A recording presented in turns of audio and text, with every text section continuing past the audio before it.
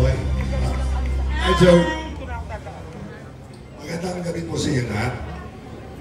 Ngayong araw po ito, pinagmamalaki namin hirap ang isa sa mga ginagawaran ng ating Fernando Lifetime Achievement Award.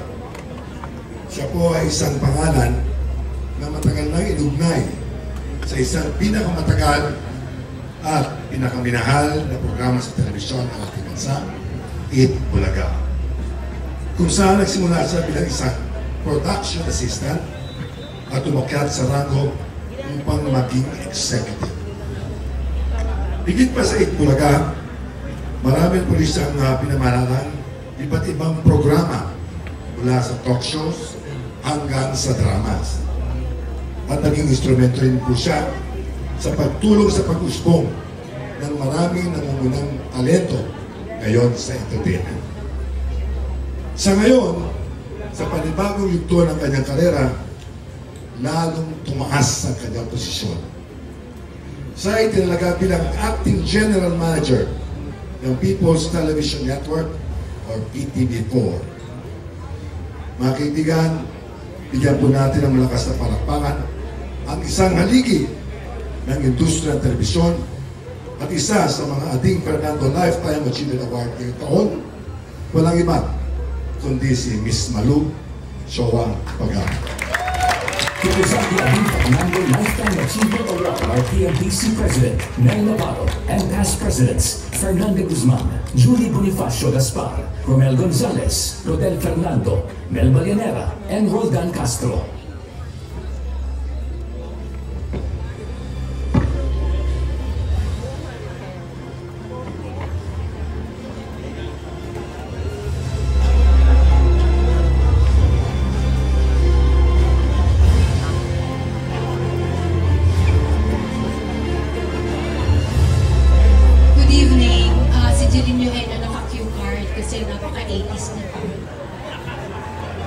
Hindi na uso ngayon ng cue card. Sell na hanggang.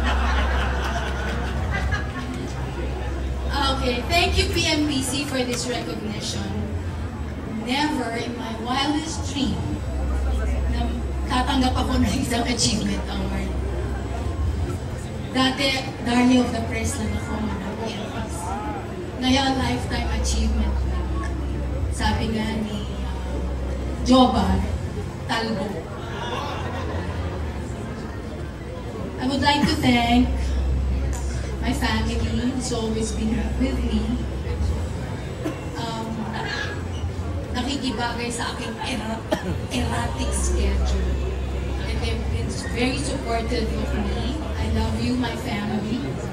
I would also like to thank my mentors, Messrs. Tony Tuviera, Romy Alusos, and Mother Lily Monteverde. TVJ, who have seen me through the years and through everything that has shaped me to becoming the strong woman I am today. The OG EB staff, na mahal ako, and who are very supportive of me until now. Even though I'm no longer a part of Eat Bulaga, I'd like to thank the PNPC again for recognizing my contributions to the show throughout my 41-year stay with Eat Bulaga. I'm proud to say that together with the EBOGs, I've been there from the very beginning. And I am deeply honored to have had a hand in bringing Eat Bulaga to where it is today, the longest running noontime show in the country. Needless to say, we managed to help bring change to millions of lives with our daily segments, entertain people and made them forget their troubles, even just for 2.5 hours, 6 days a week. Wednesday Club, thank you for the friendship. And for this, all of this that I am enjoying now, I humbly give back all the glory and honor to Jesus, my Lord and Savior. Thank you, PMPC. Congratulations, Tita Malu. Tita Malu, kasi nung nag-umpisa ako sa Eat Bulaga, baby pa ako nun eh. Kaya Tita Malu hanggang ngayon. Congratulations, Malu. Dalagita. Another well-deserved award. Ayan. Joey, thank you. I love you. Isa sa mga talents ko si Joey. smile. Maraming salamat. Congratulations to Malu. And thank you, Joey. Thank you. Maraming salamat. And, You know why this is really important to me? Dahil sabi nga ni Malu, hindi niya inisip, hindi sa panaginip na makakatanggap siya ng award. Because, you know, people behind the scenes are just as important as people who are on cam. We're able to do what we do because of them. Alam mo yun, di ba? totoo yan, sila parati yung nagpupuya. Tayo kasi we need our sleep.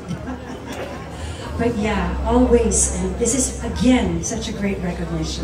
And now to present the last awardee of the Ading Fernando Lifetime Achievement Award, let us all welcome on stage isa sa pinakamahusay na aktres sa pelikula at telebisyon. Sa katunayan, 3 beses na siyang nananalo ng PMPC Star Awards for Television.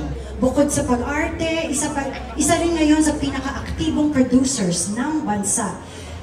Example na marami ang minamahal ng industriya. Please welcome Miss Sylvia Sanchez. Hi po, magandang gabi po sa inyong lahat. Magandang gabi, Pops and Playboy. Siyempre, hindi na kaya. Sorry naman.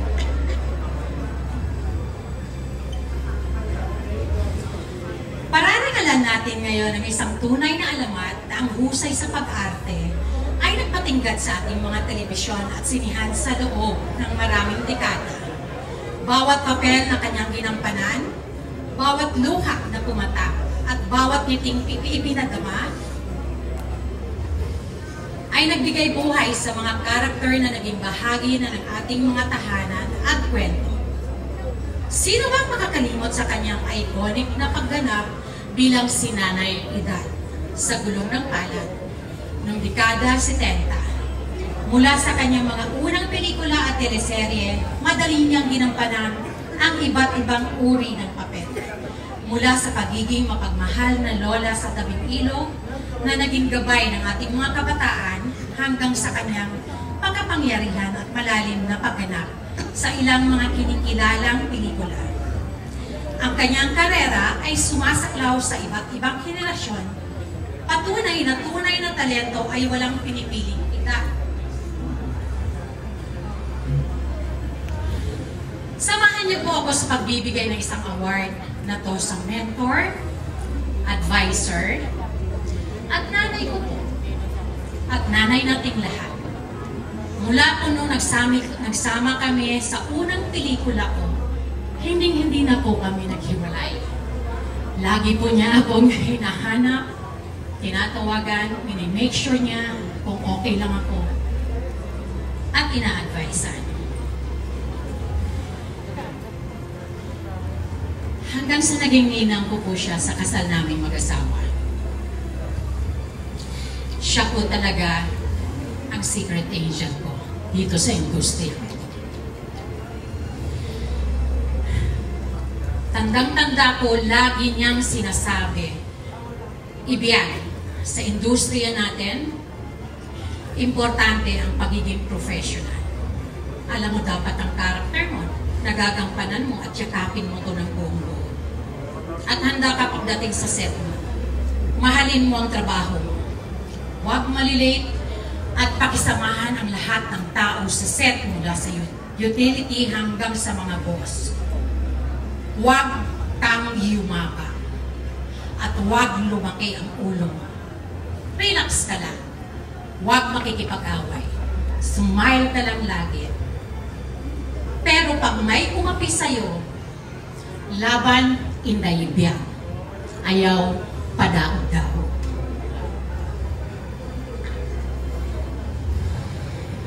Ngayong gabi, buong pagmamalaki na iginagawad ng PMPC Star Awards Incorporated ng Ading Fernando Lifetime Achievement Award sa isang babae na ang buhay at karera ay patunay sa pagsinta at walang kupas na talento. Para sa nag-iisa at tunay na natatanging si Miss Caridad Sanchez. To present the Adi Fernando Lifetime Achievement Award are TMPC President Mel Navarro and past presidents Fernando Guzman, Julie Bonifacio Gaspar, Romel Gonzalez, Rodel Fernando, Mel Balyanera, and Roldan Castro.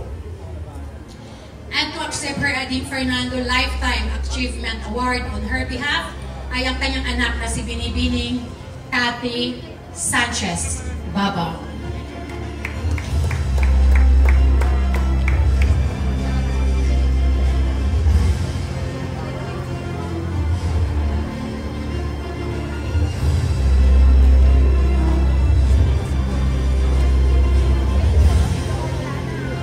Magandang gabi po sa inyong lahat.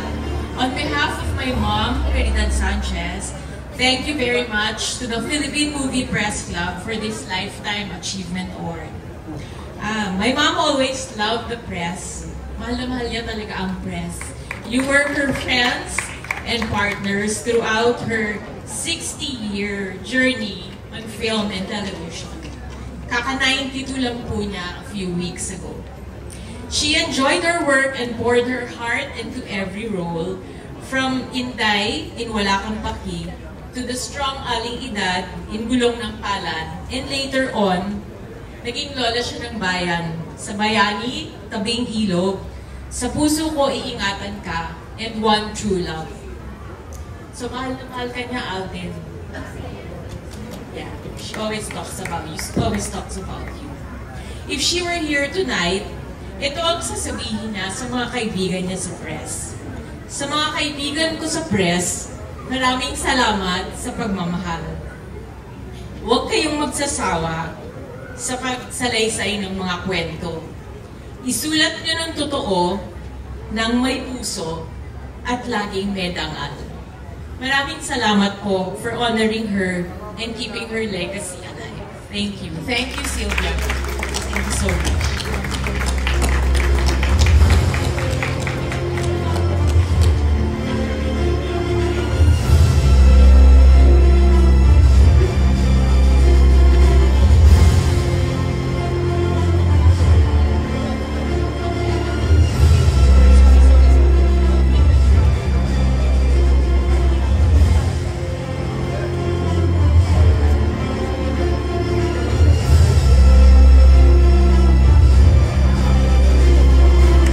Congratulations once again. Ikaw, anong memory mo kay Tita Karing? Did you work together? Yes, Tita Karing is always like a mom or a tita. I think she became one of my titas. Ayan. Congratulations. She was always there to comfort, di ba? Yes, always. At napakabait nga yan sa set. Parati siyang, para talagang kamag-anak mo. She's always so appreciative.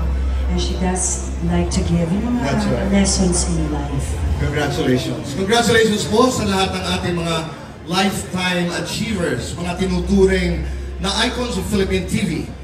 Sa puntong ito, let us now celebrate the magic of two pairings.